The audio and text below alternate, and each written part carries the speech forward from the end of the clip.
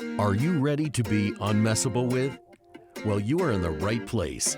Welcome to Be Unmessable With, the podcast where you get the inspiration, strategy, and coaching to be unmessable with, no matter what life throws at you. And now, your host, Jocelyn Herman-Saccio. Welcome to the Be Unmessable With podcast. I'm Jocelyn Herman-Saccio, your host, and I'm so excited about my guest today. His name is Joe Apfelbaum, and he's the CEO of Ajax Union, which is a business-to-business marketing agency. And literally any question I ever have or anybody ever has, I send them to Joe when it comes to marketing, when it comes to AI, when it comes to LinkedIn. I am just like, Joe is a master at this whole world, and I am not a master at that whole world. He's a business strategist. He's a marketing expert. He's an AI consultant, which nowadays is like gold, right? And he's a certified Google trainer. We'll find out more about all of this. He has authored 5 books. And I don't know how many of you are like, oh, someday I want to write a book. He's authored 5 of them. And he's also birthed 5 children, although not physically. He did not birth the 5 children, but I guess a child for every book. And his newest book is called High Energy Marketing. And when he's not motivating entrepreneurs like you and me, he's taking care of and enjoying his family. So, Joe, welcome. Thank you so much for being here.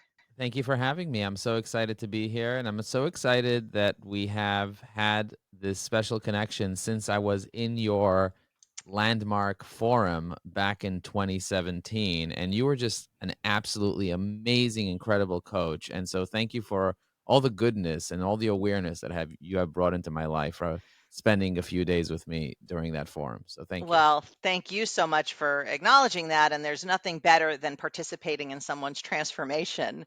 It's the joy of my life. And I'm so happy that we've kept our connection over these years. And you've been so generous with me, since I've been doing whatever I've been doing at, being able to provide resources and information and education. I think I have a cat hair in my mouth. I have 3 cats, so 3 cats, not 5. Meow, meow, meow, Exactly. 3 cats, meow. 3 kids. I have a cat for every kid. You have a book for every kid.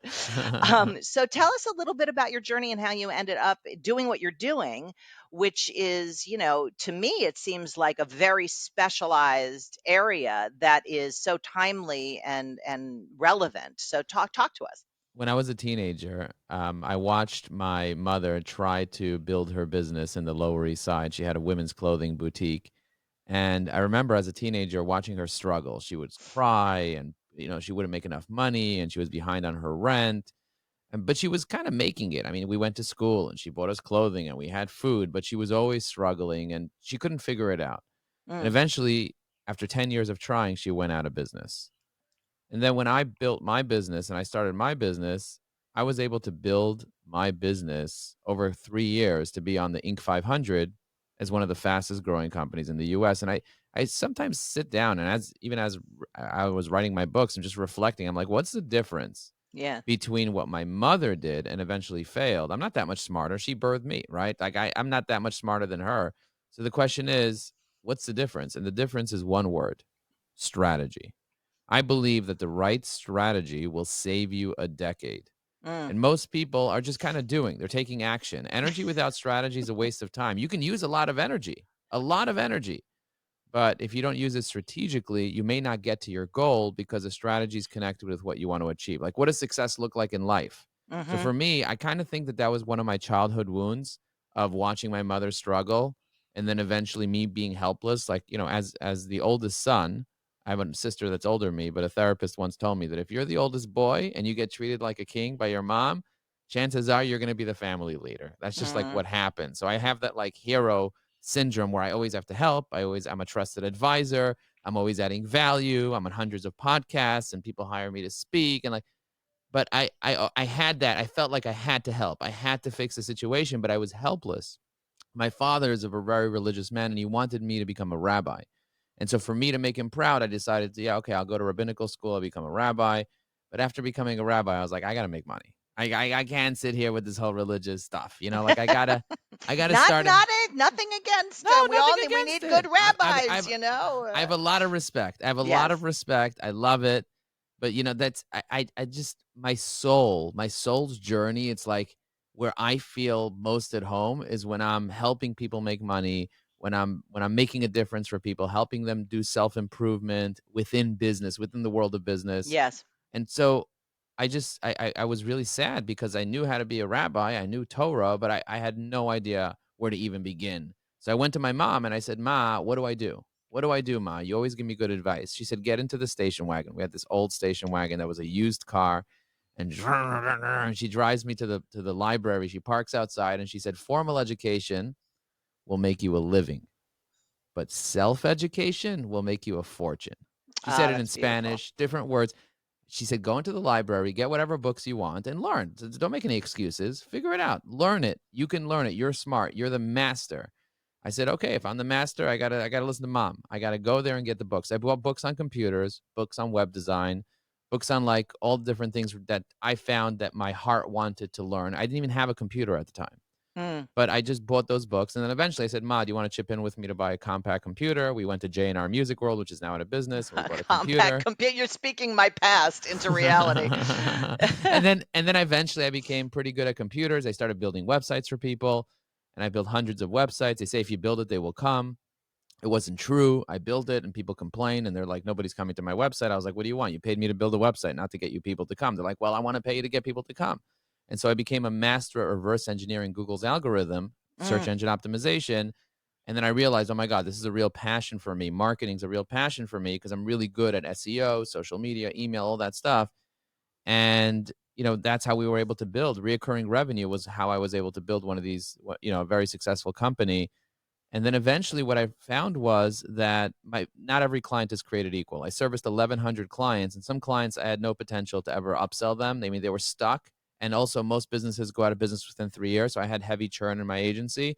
So I had to figure out, how do I break the mold? How do I get clients that are paying me tens of thousands of dollars? And the answer was relationships. So I said, okay, let me go build relationships. But the first networking event I went to, I was so messable with. I was like, just like losing it. I just couldn't. But eventually I learned how to do it. I learned how to network and build real relationships and connect. And I was able to close deals that are $45,000 a month and that paid me millions of dollars. And that really helped me transform myself as a person. And I realized I can do all this on LinkedIn. So I became a master at LinkedIn because LinkedIn's global. My business went from just serving companies locally in Brooklyn to now having clients in 33 different countries around the world. I have Unbelievable. 7,000 people using my AI software. So from using LinkedIn and teaching 1,000 people on how to use LinkedIn, what I realized because when the pandemic hit, we almost lost all of our clients. And I was going through a divorce. Mm. I was like, if I didn't do the work, if I didn't lay the groundwork with you and with Tony Robbins and with all the other mentors and coaches that I've gone through, I would have just, I don't know. I don't know that I would be here today. That's the truth. I went through so much difficulty between my partner leaving, I needing to buy out my investor, which was a very difficult thing to do, getting divorced, having to buy out my wife and just deal with all that, while at the same time COVID happening, while at the same time losing 75% of my reoccurring revenue.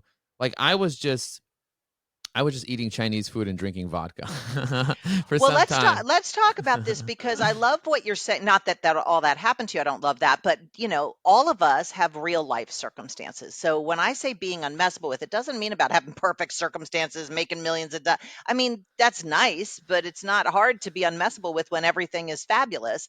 So the real opportunity to be unmessable with is in the face of whatever life is throwing at you: divorce, COVID, losing your business, all of that.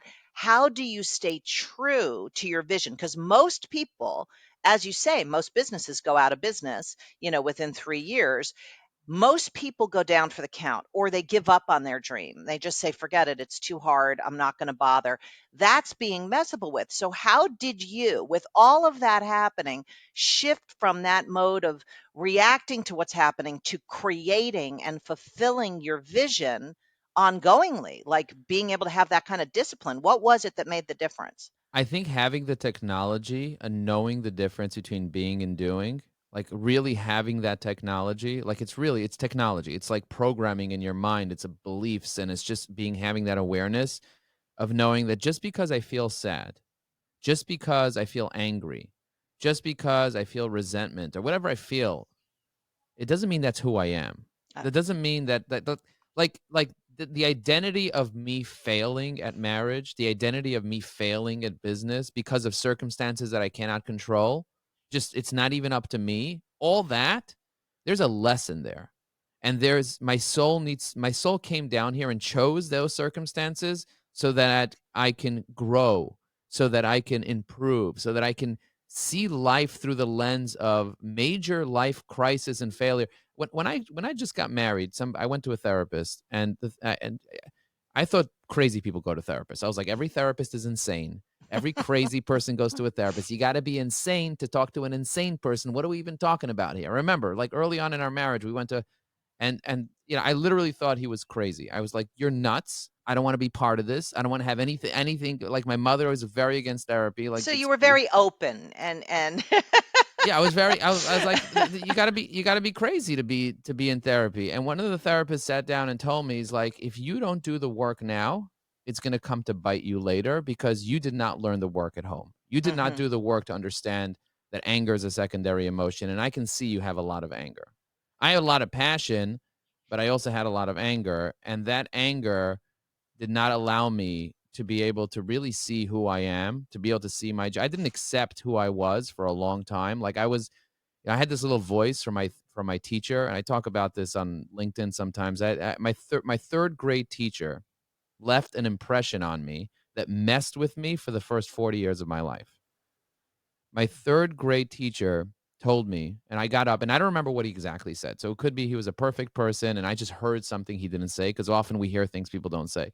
But I remember getting up in front of the class, 30 kids in the class, and he's like, read. And I had a terrible time. I couldn't read well. So I started reading. Everybody was laughing. The teacher thought I was a class clown and I was making everybody laugh. But at that point, I wasn't a class clown yet.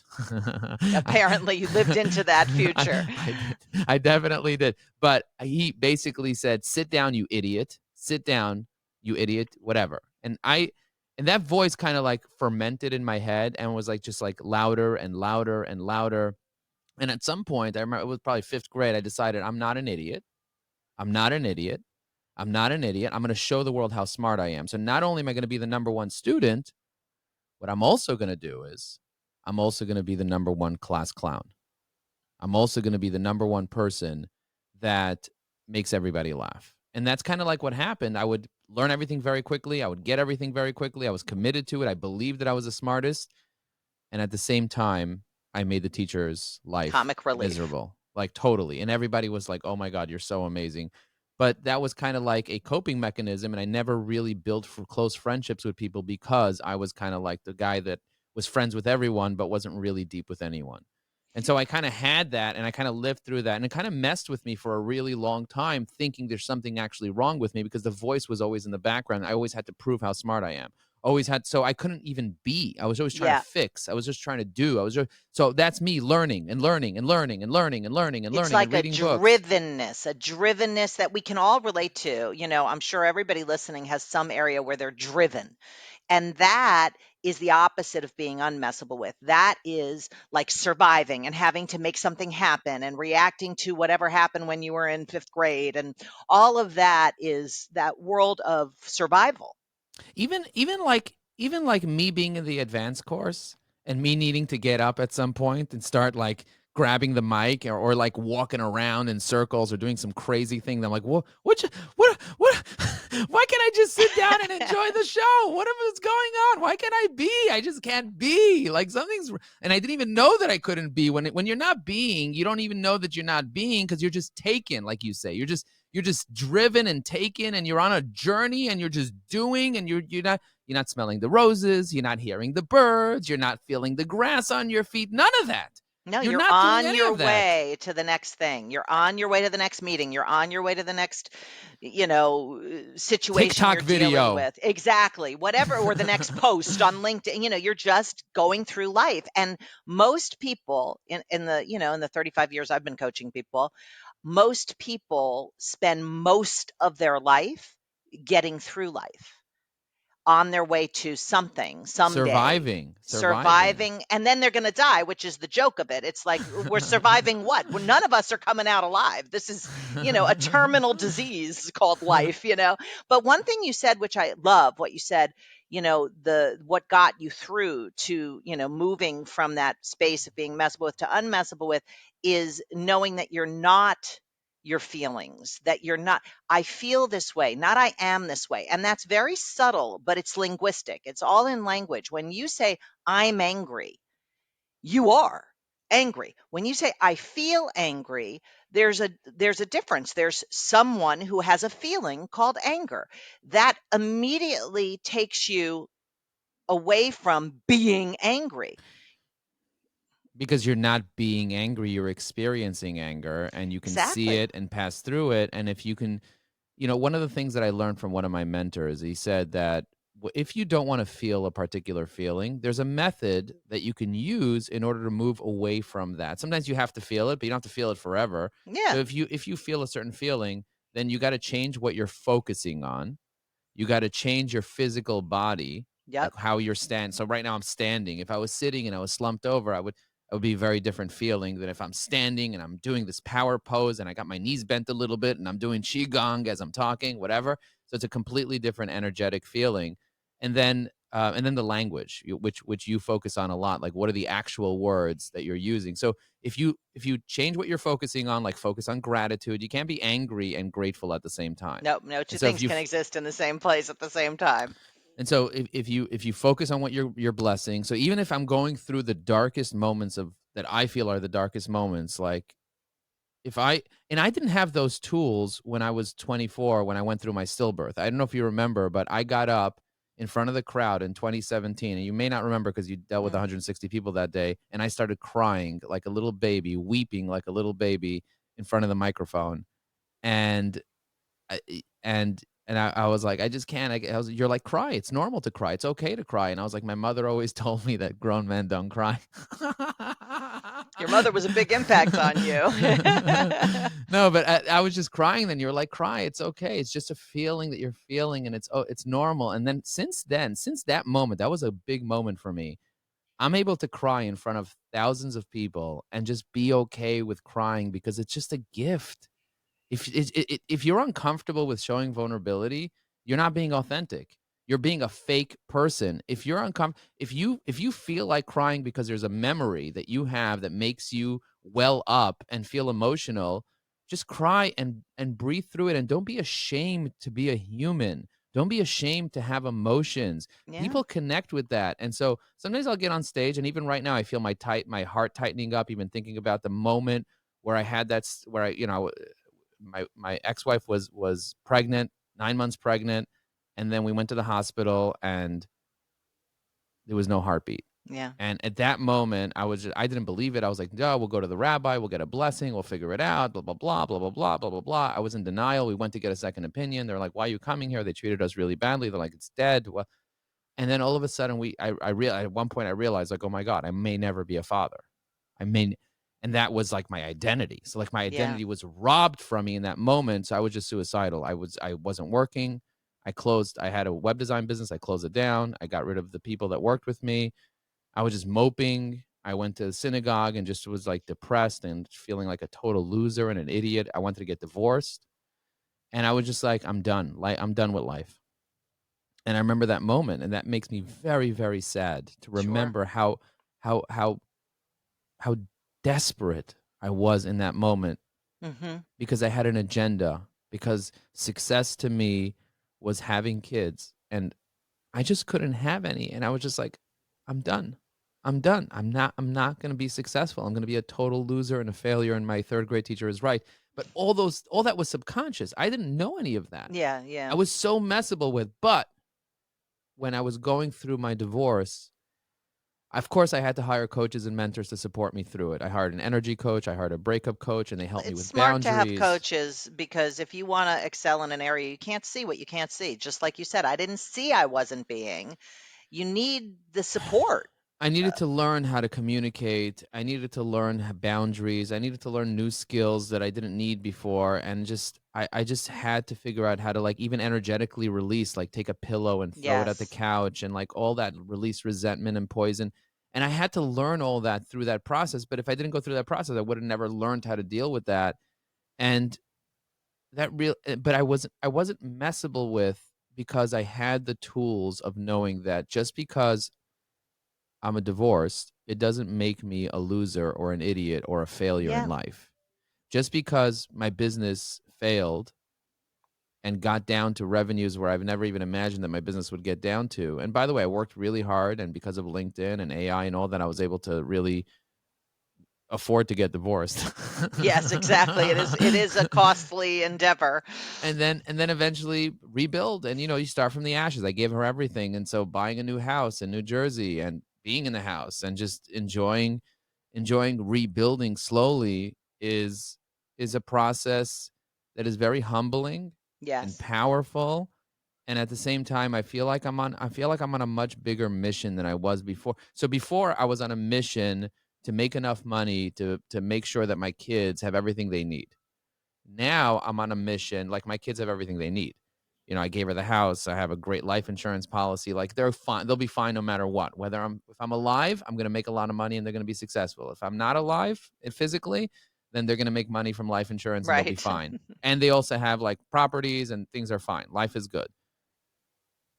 But now I'm on a mission to be able to help 1 million people find their voice with artificial intelligence. And I get the goosebumps when I even say that. Like, it's a big mission. I went to Landmark for the third time with Katie was my trainer.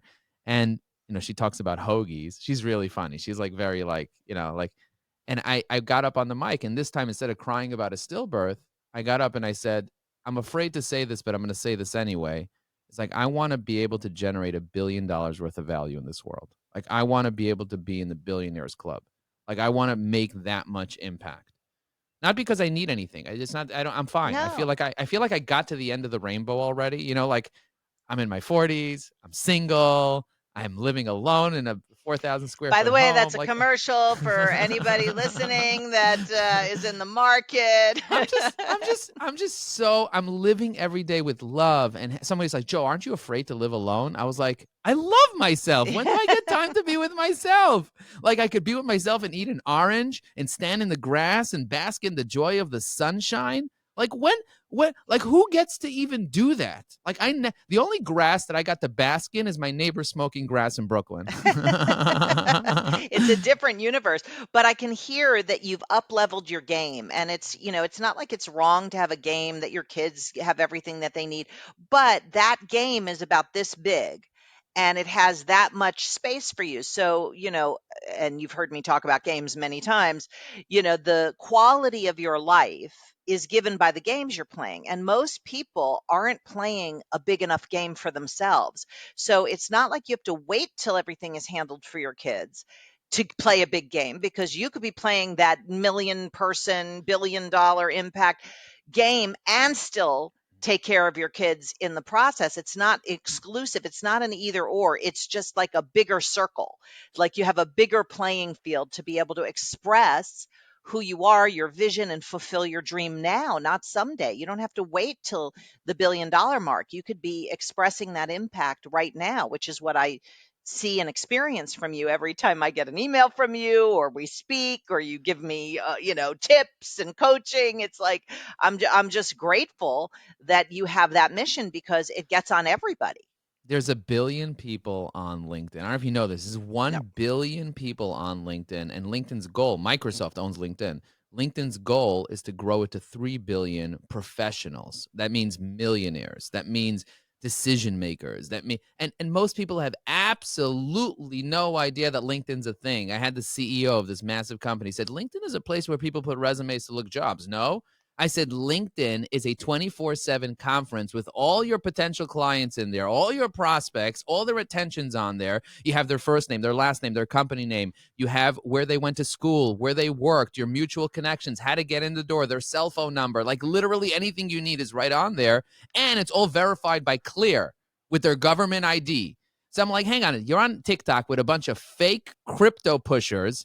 Like, go to LinkedIn, build a real relationship with someone who has millions of dollars, and then see what happens to your business instead of hoping for the best, making some random Instagram reel, or on Facebook just liking pictures of kittens. So Nothing this wrong with is this kittens. is why, everybody listening, this is why I send everybody to Joe, because he is a master at what will work.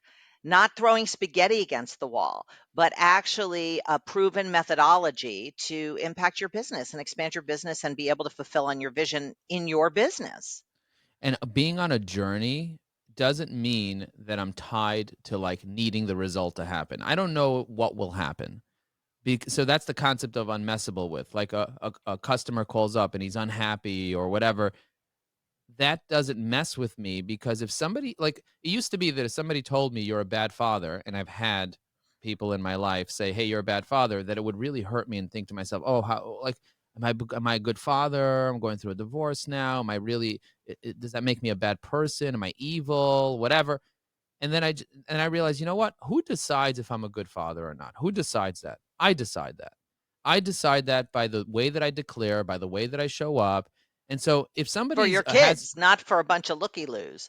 exactly. And so if I know, if I check in with my kids and I survey them and they tell me, Dad, you're the best father we could ever ask for, and you're amazing, and you're so thoughtful and so patient and so loving, and you're always there, and you always pick up the phone when we call, even if you're in the middle of a conference in front of 300 CEOs, if you see we call, you pick up the phone and you check in with us and you give us everything we need, and we have a great life because of you, and we love you so much. And just because you don't live with us full time and you only see us, let's say 20 times a month instead of every single day of the month, that doesn't make you any less of a great father. You're an amazing father. Actually, you're a better father now that you're not arguing with Ma. You're a better father Certainly, that they don't you're have to be in a war zone, it's exactly. good for So kids. I get to decide how I get to judge myself instead of listening to the opinions. I think you said this, and I wrote this down because I don't know if you know this, but I was taking ferocious notes during your 36-hour seminar. No, I didn't know that. I'd love to get a copy of those notes. I They're don't on remember what I LinkedIn. They're on LinkedIn. That's the But yeah, best. no, it just one of the things that you said would just like blew my mind. Like you said things that blew my mind literally every 2 minutes, and I was like, I just want to be. I would just want to listen to this woman all like forever. And one of the things that you said is that there's the people that are in the game, and you talk about game a lot. There are people that are in the game, and then there are people that are in the stands. If you're a player, if you're an athlete, and you're in the game, if you're playing on the field, you cannot. As a matter of fact, you get training. This is what you said. You get training not to listen to the opinions of the people on the stand, because some people will love you. Some people will hate you. Some people will love you at the beginning of the game. In the middle of the game, they'll hate you. And at the end of the game, they'll love you. So if you listen to all their opinions, like, don't kick it, don't kick it, don't kick it, or you're good, you're stupid, idiot, you shouldn't have done that. Who's your mother? Whatever. If you listen to all those voices, then you're going to fail at winning the game. You're not going to fail at playing. You're just going to play terribly. And so if I want to be a great dad, if someone says you're a terrible dad, they don't know who I am. They don't know what my goals are. They don't know what my kids said. They don't know what I do. And the same thing in my business. If somebody says, you're a terrible CEO, you run a terrible business, they don't know my business. They don't know how great of a CEO I am. They don't know how great of a business. They don't even know how to use my product. And they're making opinions about me. So what do? Instead of getting messed with and saying and going on the defensive, what I do is I say, who hurt you? What's going on? And then they're like, you know what? I'm a single dad. I got 2 kids. I'm living a miserable life. And then we talk about it. And then Yeah. me just asking makes him say, you know what? You're a really great CEO. Whether I'm great or not great, that doesn't matter to It doesn't me. even, it's irrelevant. But it does bring me to a question for you, because a lot of people, like one of the questions I like to ask on the show is what messes with people in your industry, right? And yeah, well, you talk about it. It's better if you say it than me, but go ahead. Yeah. So what messes with people in my industry? So after training over 1,000 people, 1,000 companies on how to use LinkedIn, one of the things that I realized is that this concept of fear that comes up a lot for people, it causes things like writer's block. It causes things like not reaching out, like procrastination, like the paralysis of analysis, like we're trying to just get perfect before we get out there. And this thing called fear stands for false evidence appearing real, where we kind of think that we're not perfect or that we're not ready or that our customers don't want to hear from us. I'm telling you right now, you're a trusted advisor and you need to have courage to just put yourself out there and go out there and start adding value to other people's lives, because you are being messed with ghosts from the past, with voices that are not you. You are an incredible person that can add value to your ideal target market. And if you have value to add, then go out and add that value and stop worrying about the opinions of your LinkedIn connections. Build a relationship. When you're a little polarizing and put yourself out there just a little bit, when you make a video or when you put some audio out there, the people that don't like you are just not going to like you, not going to do business with you anyway. But the Anyway, yeah, people that exactly. love you are going to be attracted to you like flies and want to throw money at you. But you got to have the courage to do that. Somebody's like, well, I'm not ready or I'm not perfect. As if you were perfect, you wouldn't need courage. Courage is when you have fear. Courage means action in spite of having fear. You're going to have that fear. You're going to have those voices. You're going to have the noises. But you have to recognize that you're going to take action because action creates results. So that's Exactly. messes with this concept of fear and people not having a great relationship with fear, not dancing with their fear instead of being controlled by their fear. That stops them. And sometimes preparation can help with fear. Sometimes having the right trainer, the right coach can help you. Every athlete needs a coach. So why shouldn't every Absolutely. CEO get a coach? I'm with you completely. And it's interesting because some of the people that I coach, one of the things they're afraid of is feedback. They're like, but what if people, cancel me on, if I get canceled on social media? I'm like, what are you worried about? People are going to have opinions no matter what. I mean, unless you hide in a box under your bed, people are going to have opinions about you, so what? It doesn't mean anything. But people are paralyzed by not wanting to see a negative comment, quote unquote, negative comment on their feed. I got a What do one you star tell? review. I got a 1-star review on my extension. Okay, so I have this extension, this called Evy AI, EVYAI.com. And we're going to have Okay, that in the show notes. It's brilliant. It okay, it's saves just you time. It's amazing. it's a LinkedIn Chrome extension that helps people be able to leave comments and write posts and do a bunch of stuff. It's very powerful, and we have over 7,000 people using it right now. My goal in the next month is to get 30,000 people to use it and make a difference for people and build a relationship and eventually have 1 million people be able to get their voice with AI. That's what I want to accomplish. And so I have a bunch of 5-star reviews. I had dozens and dozens and dozens of 5-star reviews, and all of a sudden I get this 1-star review. So I look at it, I read it, and the guy's like, I've been happy to use your extension for over 2 months. I ran out of credits. Now it wants me to pay. That's terrible. That's terrible. I want to keep using it for free. I love this extension.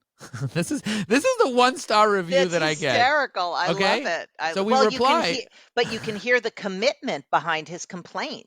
It's You crazy. know, It's crazy. So anyway, so he leaves me this 1-star review. And so I go to this group of CEOs and I'm like, guys, I got my first 1-star review. I actually don't feel good about it. I feel actually pretty bad about it. And so a guy reminded me, he's like, Joe, when you get a 4.9 out of 5, you are more authentic than getting a 5 out of 5 because 5 out of 5 looks fake. You're always going to get a 1. Someone's always going to be mentally disturbed and leave a 1-star review telling you how great it is. It's just yeah. what it is. That's what some people do. And so the other day I got another 1-star review. Oh my God, I got another 1-star review. A guy hits me up on LinkedIn and says, Joe, I paid $29 for your extension. And how dare when I try to log in, you ask me to pay again. This is ridiculous. I left you a 1-star review. So I look, I see he paid with his Hotmail account, but he tried to log in with his Gmail account. Ah. So I respond to him and I said, you paid with your Hotmail account and you're trying to log in with your Gmail account. Try to log in with your Hotmail account and you'll have your premium access that you paid for. Can you please remove that 1-star review?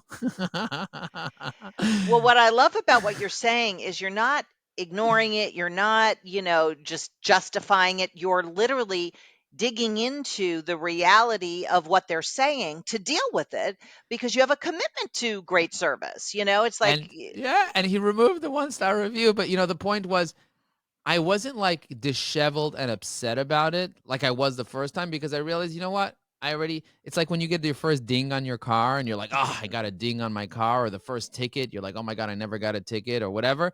You or your did it. first lawsuit or whatever it I mean, is. I had no idea this whole concept of motions and all this other Ugh. stuff until I went through a divorce. I got attorney fees and like how it works and retainers and like subpoenas. And I'm like, oh, like they can they can get access to anything with it. Like the banks have to give them everything. Like what is going on here? Like I felt so out of control. So yeah, but now I understand how it works and I know how to protect myself and I know where to do things and how to do things. So it's just like, okay, I went through a lawsuit, like Yeah.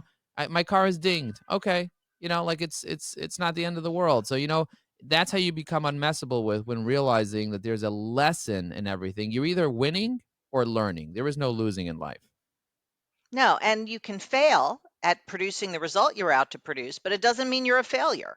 And that's a big thing for people because they feel like if they failed at their company or they failed at their marriage, that they're a failure. And when you separate those two things, if you look at any champion, they failed plenty of times. I mean, Michael Jordan's my favorite basketball player.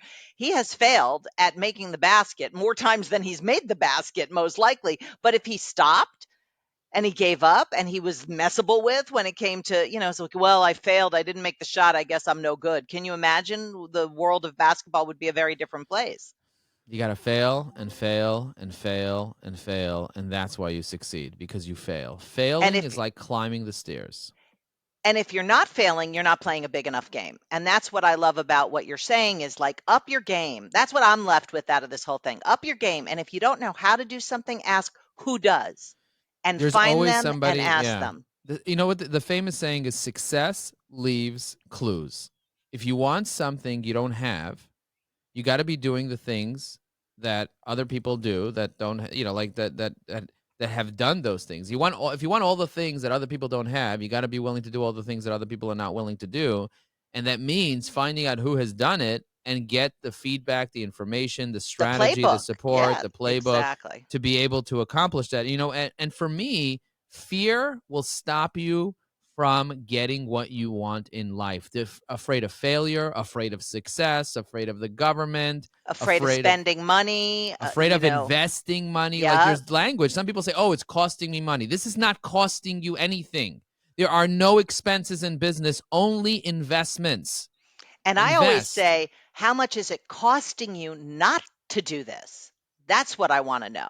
Not having that result in your life. Because even when I hire coaches, because I have 3 coaches, I think to myself, oh God, I'm going to spend more money on freaking coaches. Like, I'm a coach. Why can't I coach myself? But I can't because I can't see what I can't see. And I always have to say, okay, well, what is it costing me not to realize that result that I say I want? That's why I would hire this coach. It's costing me enough in my peace of mind and my happiness and my fulfillment and my ease, in my flow. So it's worth every investment. Yeah, and when I help people with business development, a lot of the times it's getting them into a flow, getting them into a place where it's like, you know what? Here are the actions. Here's a checklist. Go do this every day for 15 minutes a day and watch the results come in. Results don't come from procrastination. Results don't come from excuses. Results come from action, and consistent action over long Yes. periods of time. And nurturing your contacts and using AI and using automation in an authentic way. Like, for example, somebody says, okay, Joe, you have this webcam where when you move around, the webcam kind of follows you around. And one of the things I tell people is, like, you want the webcam? You can always contact my AI assistant and it'll text you the link to the webcam. And you're like, hang on a second. You have an assistant where I can text the word webcam to your assistant and your assistant will reply with a link to the webcam on Amazon? I say, yeah, that works. He's like, show me. I say, okay, so send a text to 973-841-8868. 973-841-8868. They text it, and then the assistant will send them an Amazon link that they can buy the webcam, the AI Unbelievable. powerful, the 4K webcam that follows you around and that zooms in and out and does amazing, amazing 4K. Like, if you're doing video, you need to have this webcam. It's insane. And so I'm not the one that's doing the work. I'm the one that trained the AI to send the specific webcam and then to follow up with another message a day later saying, hey, did you buy it? I Let think me it's know. so great because, I toy with AI, but obviously I'm like a novice and it does save me time and I do love using it. And if I knew how to train the AI, that's the whole thing. The people I know that are really killing it with AI know how to train it. And that's why I think everybody listening, if you have any interest in expanding your business or your presence online or your following, this is a critical tool. And you should totally reach out to Joe and find out how you can get supported with all the mass amount of resources you have and lots of free resources. Yeah, It's yeah. like, he's a very generous guy. He wants to make this difference. So, where can people find you, Joe? Where's the best way I'm to? I'm on LinkedIn. If you go to joelinkedin.com, JOE linkedin.com, that'll take you straight to my LinkedIn.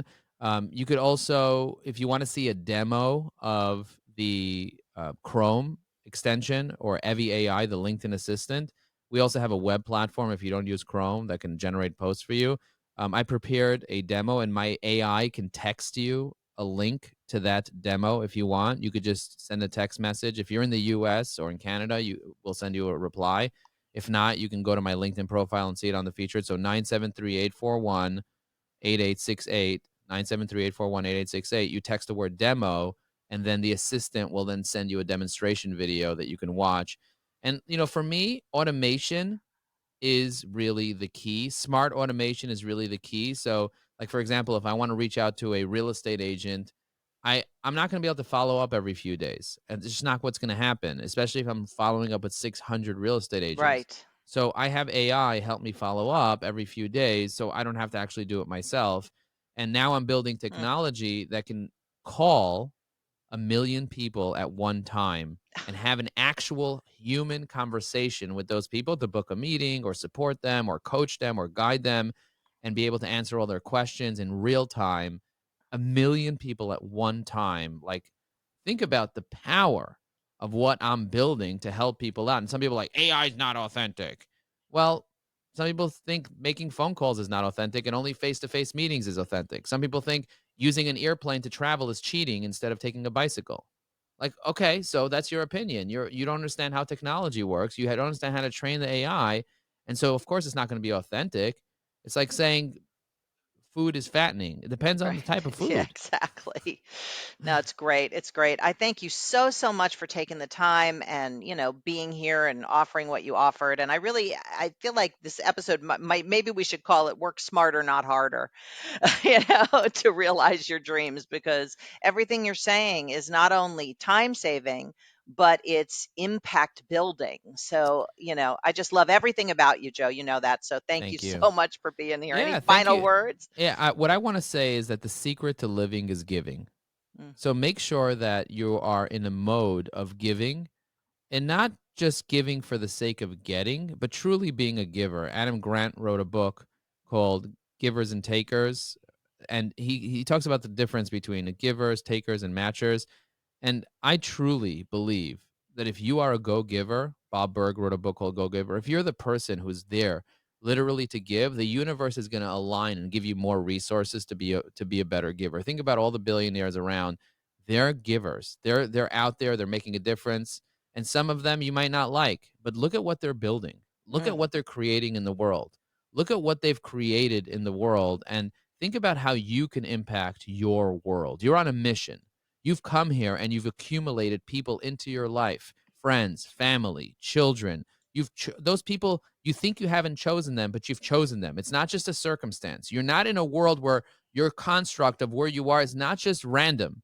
You are exactly where you need to be to get to the next place. So instead of saying, if only I was there or if only I was there, realize that where you are right now is exactly where you need to be. The secret to living is giving, and get into a place of giving, and that will change your life. Beautiful. And we'll put all your links and your text number in the show notes so that everybody can easily access what you're giving. Thank you again. And we'll see everybody on the next episode of the Be Unmessable With podcast. Thank you so much for tuning into this episode of Be Unmessable With the podcast. And I never take for granted that you've spent a little time with us today. And I want to make sure that you get value every time you do. So, in that spirit, I want to offer you my free Transcending Imposter Syndrome workbook. And this is, if anything around imposter syndrome messes with you, this is a way to disappear that whole thing so you can emerge unmessable with. I also look forward to hearing from you any feedback and any ideas for future episodes that would support you in your unmessable with journey. Thanks again and see you next time.